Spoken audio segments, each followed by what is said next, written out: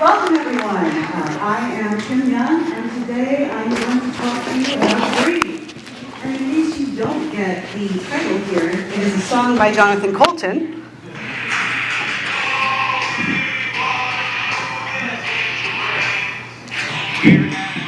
So I don't know if you could hear that. All we want to do is eat your brains.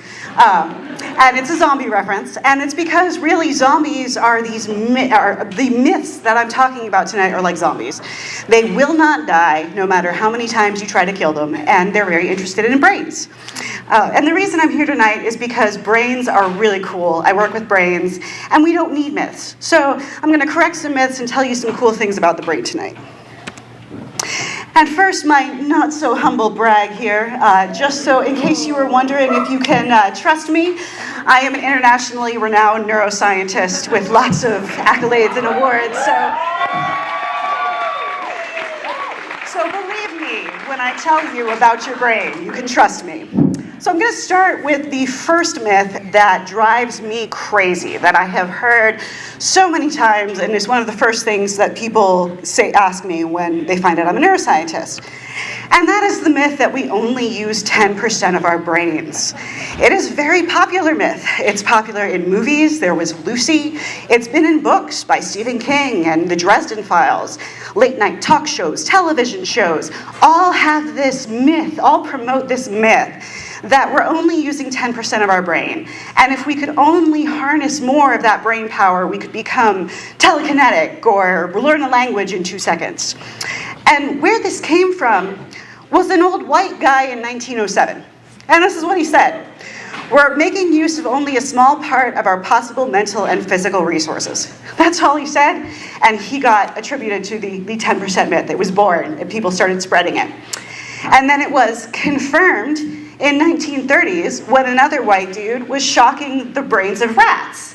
And he said that, well, there are many areas where I shock that it doesn't produce an obvious effect, an observable effect. Well, these were rats. They couldn't exactly say if they were recalling a memory or having a sense of smell. You know, their observable effects are very limited. Yet this myth still persists. 50% of primary school teachers endorse this myth and teach this myth. And you know, the good way to correct this myth, this is, you know, what you see in the movies and popular culture. Oh, look, she's using 40% of her brain. Oh my God, what if she was using 100%? This is reality. You know, oh, she's using 40% of her brain. That's really not a lot. And just to show you that, this is a PET scan, and if we only use 10% of our brain activity, this is what it would look like. This is when you're awake and when you're asleep. We use 100% of our brain 100% of the time. Even under anesthesia, we're using 100% of our brain 100% of the time. The difference is that the way we function is that different areas are more active than others, and that's how we function. And so, okay, you can say to me, well, you know, in this picture here, red is more active, so what if the whole brain was red? What if we just brought it all online? And we have done that, and it's called a seizure. So this provides an optimistic viewpoint. It lets us believe that we're capable of something amazing if we just find the right magic pill. And that is unfortunately not true. But we do use 100% of our brain 100% of the time. Next myth I'm going to bust is that your memory is like a recorder. The myth is that the brain continuously records experiences in perfect detail, and there's this whole study of flashbulb memories, which are memories for these events that are very significant. Examples include 9/11, the Challenger, the Kennedy assassination, Pearl Harbor, and these memories are believed to be, you remember every moment. You remember every mundane detail, and you hold on to it indefinitely like it's a photographic record. And people really believe that their flashbulb memories are more accurate than their other memories.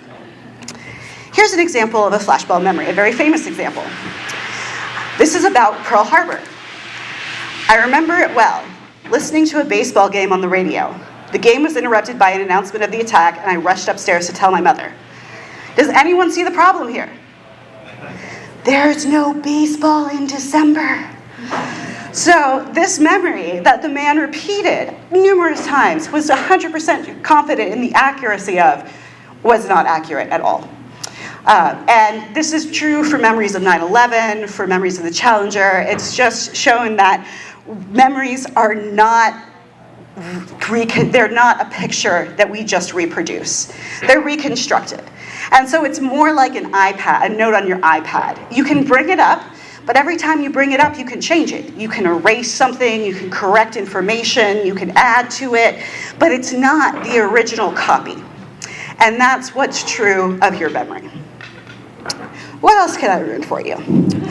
Well, every once in a while, this next one makes the rounds as a Facebook quiz. And that is the right brain, left brain distinction. And this quote here, "The great pleasure in feeling in my right brain is more than my left brain can find the words to tell you," is from a Nobel Prize winning researcher, Roger Sperry. That's how prevalent this myth is. And the myth is that the left and the right brain are competing with each other, and one dominates. And if you're left-brained, you're analytical, you like language and math, and if you're right-brained, you like expression, emotional intelligence, and imagination. And unfortunately, or fortunately, this is not true. They have done brain scans of mathematicians compared to brains of artists, and they found there's not any difference. Everybody used 100% of their brain 100% of the time.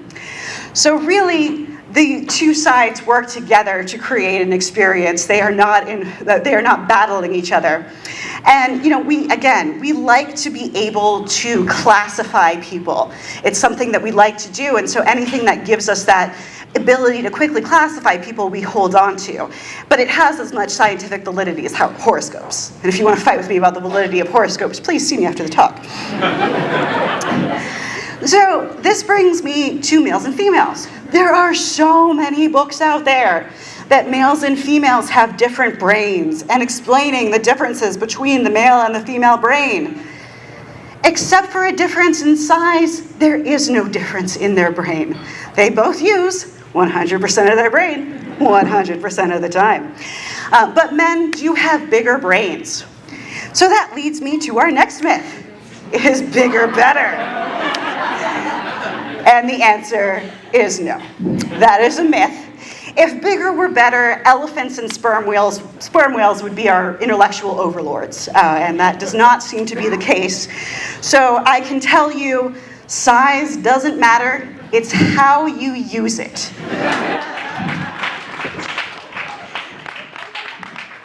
Next myth I'm going to bust, I think should make everybody happy. And that is the myth that alcohol kills brain cells. I know your teachers told it to you, your mother's told it to you, your spouse has probably told it to you. It is a myth. And researchers have actually counted the number of neurons in the brains of deceased healthy individuals and individuals who are heavy alcohol users, and they found there was no difference in the number of neurons. What alcohol does do, and I have up here, just so for your edification, the definitions of heavy drinking and binge drinking, so we can all realize what level of drinking we are. I don't think I know a college student that isn't a binge drinker. What alcohol does do is it damages dendrites. And these are the connections, these little branches up here that connect cells to each other and let them communicate. Like, well, great, Kym, they don't kill brain cells, they kill dendrites. Why is that any better? Well, it's because we can regrow dendrites. This is an example of dendrites regrowing. And how do we do that? Psychedelics. Psychedelics are great for increasing dendritic growth. Another great activity for dendritic growth is sex. So if you're worried about your drinking, sex and drugs is the answer. And that takes me to our last myth of the night. And that is the myth that your brain is unchangeable and it's all downhill after 40. Now, we do reach full maturation at age 25, or we don't reach full maturation until age 25. I could never be a parent because I'd be yelling at my teenager, no, you can't drive a car, your brain is not fully matured. And we know that it shrinks in size by 1% to 2% every year after age 40. But we know size doesn't matter. It's how you use it. And more importantly, it's that you use it. Because anything you do that stimulates your brain causes dendrites to grow and can prevent cognitive aging. Except one thing. One of these things is not like the other. I'm an actual neuroscientist, and I'm here to tell you that my bialik is full of shit. There is no magic pill that you can take for your brain. I'm very sorry. But these are all activities you can do. Learn a new musical instrument, learn a language, do a puzzle, fix something, dance. Even being here tonight is changing your brain in a positive way that will prevent cognitive decline. Now, I've talked about preventing cognitive decline. The brain can also be changed to heal. And this is the research that I do. It's called fMRI neurofeedback.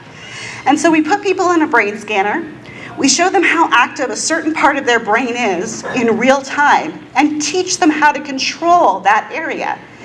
And what we've found, research has shown that this helps people recover movement after stroke or a diagnosis of Parkinson's disease, and it also seems to be helpful for neuropsychiatric disorders. And so I'm just going to end with a plug.